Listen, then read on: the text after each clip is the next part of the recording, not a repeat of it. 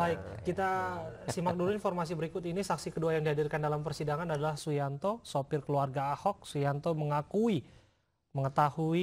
kasus penodaan agama melalui media massa. Dan berikut kutipannya. Ya, di situ ya sebagai sopir keluarga dan salah satu perusahaannya perusahaan PT Nur Indra Eka Persada. Jadi saya salah satu sebagai ditunjuk dari perusahaan sebagai sopirnya Pak Ahok sendiri. Juga sehari-hari dengan saya, dengan masyarakatnya, tetangganya Pak Ahok, apa semua itu tidak ada beliau membedakan agama satu dengan yang lain, sama semua. Itu juga yang muslim, yang apa, beliau malah sering bantu, lebih banyak bantu yang muslim daripada bantu yang orang Tionghoa sendiri. Karena beliau sekolahnya di SD 3 Kecamatan Gantung, Kabupaten Belitung Timur, itu memang sekolahnya 100% dibilang orang muslim. Nah, jadi buat idang bantu-bantu keluarga yang sakit apa semua itu selalu beliau diutamakan. Termasuk buat masjid juga beliau tuh selalu bantu.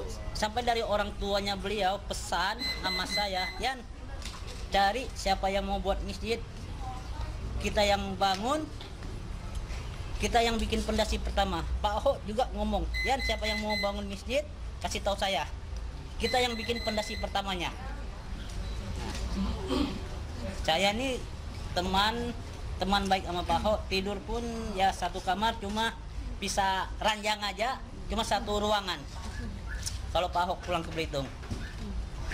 Juga anak saya salah satu temannya baik, anaknya Pak Ahok, anak saya yang bernama Dandi Rinaldo, sekarang lagi kuliah di Bandung. Itu juga teman baiknya si Nicholas, selalu si Nicholas tuh kasih saran ke anak saya, dan kamu sembahyang. Ya, barangkali kita sudah dengarkan bersama. Saya ingin dengar komentar dari Bung Daniel. Iya, nggak ada kait. Kalau menurut saya ya, saya yang nggak ada kaitannya. Misalnya perilaku sehari-hari dengan dengan skin, sebutlah gitu ya, skin yang terjadi di Pulau Pramuka sana. Jadi menurut saya sih silahkan saja saksi-saksi model seperti itu ditampilkan. Bagi saya sejak awal saya sebutkan ya, itu seperti upaya kampanye saja, karena itu kesempatan untuk menggambarkan Ahok seperti apa, Ahok seperti ini, silahkan saja dimanfaatkan. Yang jelas hakim tetap berdiri pada kasus hukumnya. Apakah keterangan tersebut akan bermakna di muka persidangan? Ya, lagi-lagi itu adalah keterangan saksi dan ahli sepenuhnya menjadi penilaian hakim.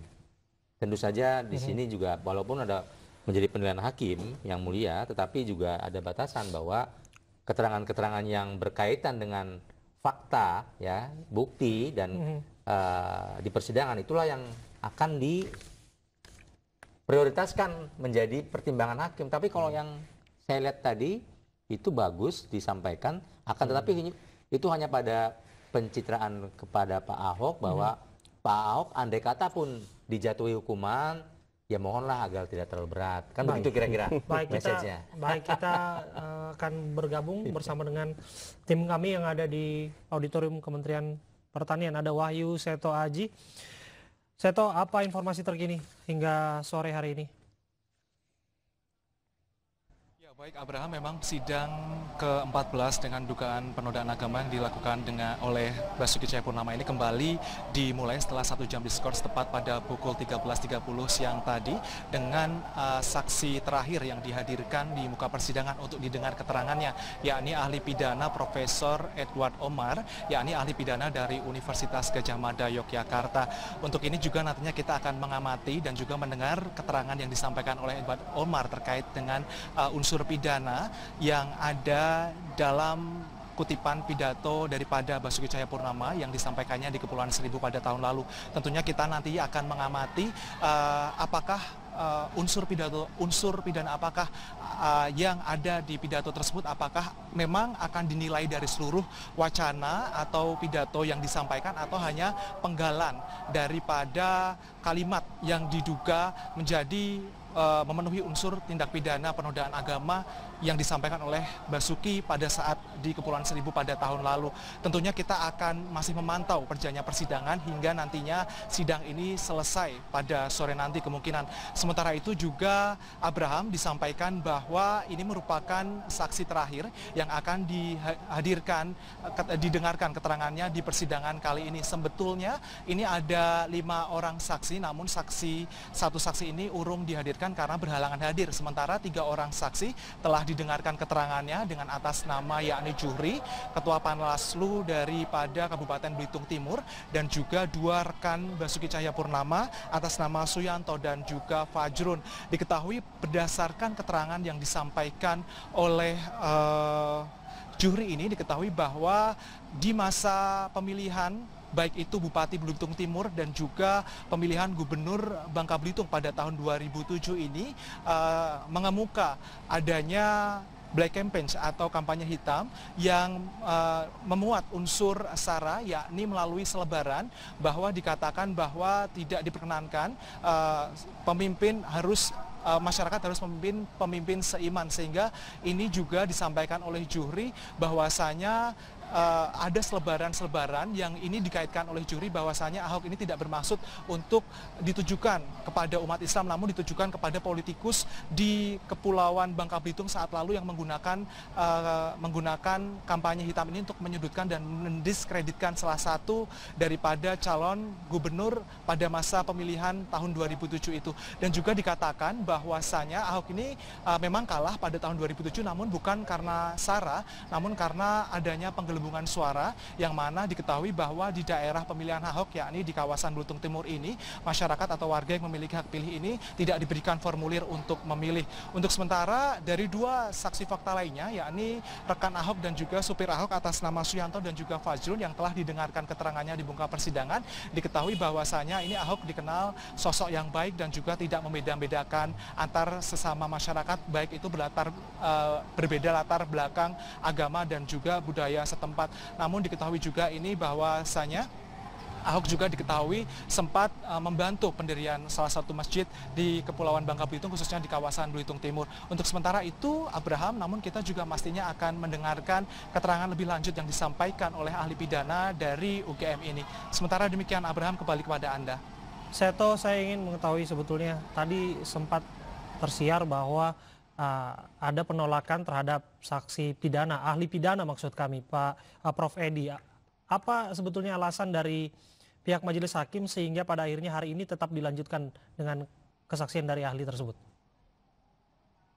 Ya, baik Abraham, memang sebetulnya ini merupakan majelis hakim ini sebetulnya hendak mendengarkan keterangan dari saksi fakta yang dihadirkan dari pihak penasihat hukum. Namun ternyata karena masih ada waktu untuk melanjutkan persidangan pada hari ini, sehingga majelis hakim mempersilahkan penasihat hukum untuk menghadirkan ahli pidana sehingga keterangannya ini didengarkan pada hari ini sekaligus. Karena memang waktu untuk mendengarkan keterangan saksi ini masih cukup, sehingga dirasa majelis hakim berkeyakinan untuk dapat mendengarkan keterangan dari ahli pidana yang juga telah dihadirkan oleh penasihat hukum, sehingga ini nantinya tidak hanya mendengarkan keterangan saksi fakta terlebih dahulu, namun faktanya pada hari ini majelis hakim mempersilahkan dari penasihat hukum untuk menghadirkan ahli pidana untuk didengarkan keterangannya sekaligus. Abraham. Baik, terima kasih Wahyu Seto Aji, laporan Anda langsung dari Auditorium Kementerian Pertanian, Jakarta, tempat sidang kasus dugaan penistaan agama dengan terdakwa Basuki Cahayapurnama. Kita sudah dengarkan yang terbaru dari sana Bapak-bapak, bahwa pada akhirnya yang saat ini sedang terjadi adalah keterangan ahli pidana Prof. Edward Omar Syarif atau akrab disapa Prof. Edi. Mengapa penting ahli pidana dihadirkan dalam kasus ini? Saya ke Bung Ihsan. Ya, saya kira itu penting, memang bagian dari hak terdakwa untuk menyampaikan atau mengajukan saksi adecas dalam ahli ya. Tetapi lagi-lagi saya sampaikan, seharusnya di sini jaksa mengajukan keberatan karena ada tata urutan hukum acara yang dilanggar, yaitu semestinya tadi saya sampaikan bahwa dihabiskan dulu, selesaikan dulu saksi-saksi yang diajukan oleh terdakwa sebagai saksi adecas. Nah, baru ahli. Jadi tidak lompat-lompat gado-gado begini. Ini melanggar hukum acara, dan kalau jaksa ini Apakah memang ada aturan yang sebetulnya Ya, tidak bisa jelas. dilaksanakan dalam hari yang bersamaan begitu? Aturannya jelas bahwa bukan hal yang bersamaan. Jadi apabila memang di situ ada berbagai saksi yang akan diajukan, ini kan memang terserah terdakwa mau mengajukan berapa saksi. Iya. Tapi juga majelis hakim harus mengatur bahwa selesai dari saksi yang diajukan, apakah 3, 4, atau 5, atau 10, barulah ahli. Jadi bukan saksi belum kelar ini ya, kemudian Rencana akan ada teman Gus Dur lagi yang diajukan saksi ahli, Profesor Edward ini kan. Kemudian jaksa diam aja. Nah saya kira ini peran jaksa nih untuk menyampaikan keberatan. Saya lihat jaksa belum keberatan ini ya, belum menyampaikan keberatannya. Di awal sudah menyampaikan keberatannya sehingga majelis hakim menolak ya, yaitu yang diperiksa saksi dulu, baru ahli. Nah tapi kemudian ketika saksinya belum selesai diajukan, diperiksa, diminta keterangannya, kemudian baru dalam posisi yang sama diajukan juga ahli. Nah ini membuat urutan-urutan dari hukum acara jadi tidak tertib. Baik, urutan hukuman acara ini juga apakah menjadi catatan dari Bung Dhanil? Iya, saya pikir yang bisa menilai Pak Ihsan ya, saya yang jelas kami berharap prosesnya adalah proses yang sesuai prosedur hukum saja. Proses yang sesuai dengan prosedur hukum saja. Namun pada akhirnya apakah dengan kehadiran Prof Edward misalnya, sosok beliau pernah digunakan jasanya untuk menilai kasus Jessica waktu itu dari jaksa penuntut umum sebagai ahli pidana begitu, dan pada akhirnya menguatkan dakwaan dari JPU vonis 20 tahun. Nah hari ini tim litigasi yang mengajukan beliau, nah apakah ada kekhawatiran tersendiri? Sejak awal kami sebutkan tadi, silahkan saja Pak Ahok menghadirkan siapapun yang dianggap akan meringankan dia. Itu pertama ya. Tapi kemudian kita berharap JPU kemudian hakim itu tetap standingnya pada posisi bahwasannya kasus ini bukan kasus yang rumit. Kasus ini adalah udah punya cukup jurisprudensinya selama ini. Jadi tidak sekompleksitas yang sedang dilakukan hari ini. Kami berharap pada hakim tetap berdiri pada posisi itu. Baik.